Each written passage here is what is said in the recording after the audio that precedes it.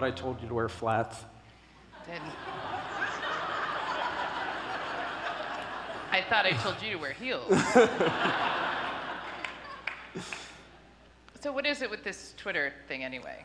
Well, I was a freelance graphic designer for 10.5 years.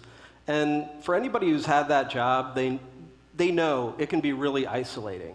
And when Twitter came around, it was all of a sudden there was this gigantic, constantly moving, global water cooler conversation that I could be a part of whenever I wanted.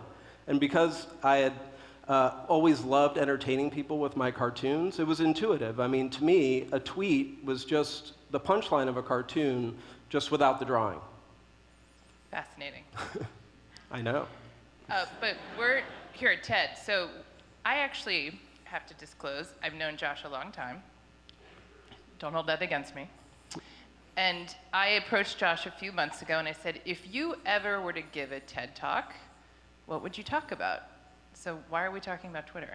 Well, I think that what I came up with, or where I kept coming back to, was immersion. And that immersing yourself in something is really the gateway to sharing your creativity. So as far as the way that Twitter's involved, is I thought that that would be the perfect way to demonstrate it, would be by live tweeting something. So for those of you that don't know, live tweeting is when you immerse yourself in a moment and then just share a constant stream of your thoughts, hopefully to the delight of your followers.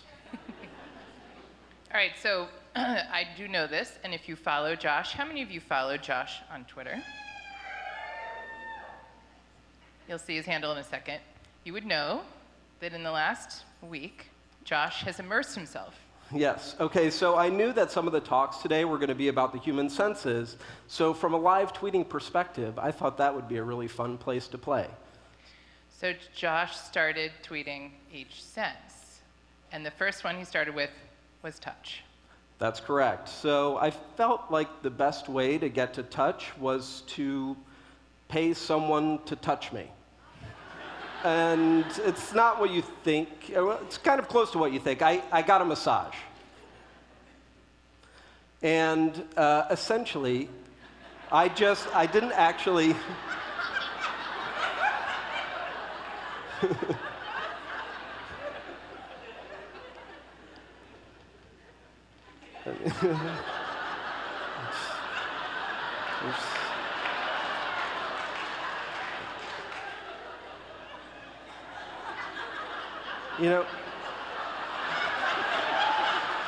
You know, sometimes you hear somebody say, so that you get guy... the idea. Well, sometimes you hear somebody say, that guy is really comfortable in his own skin. Well, no one has ever said that about me. All right, so we did touch. Yes, Rather, so that's you touch. did touch. These are the highlights. And you said it was like the first real massage you'd ever had. Yes. Yeah, well... And I didn't enjoy it, obviously, as you can see. It's very stressful. All right, so then you had he did taste. So. Okay, so for taste, I thought, I kept it simple. I'm going to make myself the healthiest meal that I've ever eaten. And it was horrible. I mean, tofurkey was involved.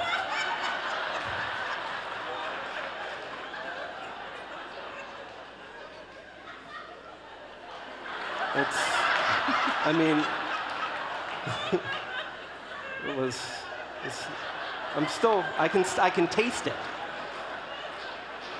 You could tell honestly, I had to wash my mouth out with pizza when it was all done. I was a mess.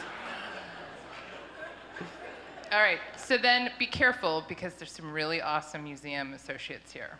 Yeah. But he went to the museum. Well, for C, we're better to go fill your eyes with stuff than the Columbus Museum of Art. So did you take, I don't remember, did you take a full tour or did you No, I really just sort of plopped myself into one room for an hour. All this stuff I did in 1 hour and just tweeted about all the paintings that I was seeing.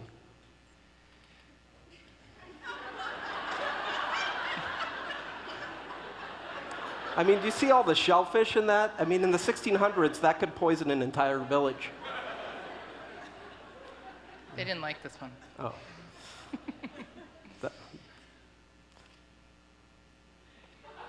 Yeah. Right. And I do that. I yell at my children all the time. He does. He has a 5-year-old.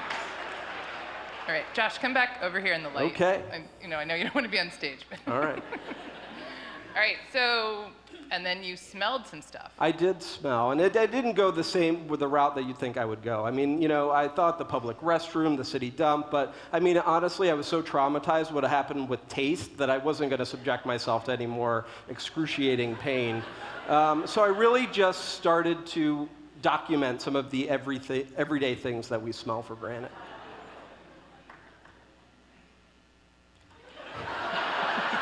Oh, by the way, if anybody from BBW is here, your candles are delicious. And lastly.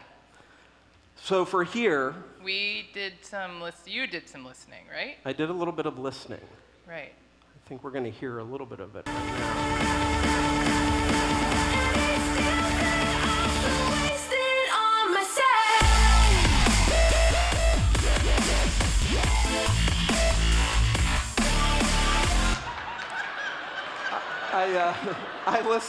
I listened to dubstep for an entire hour.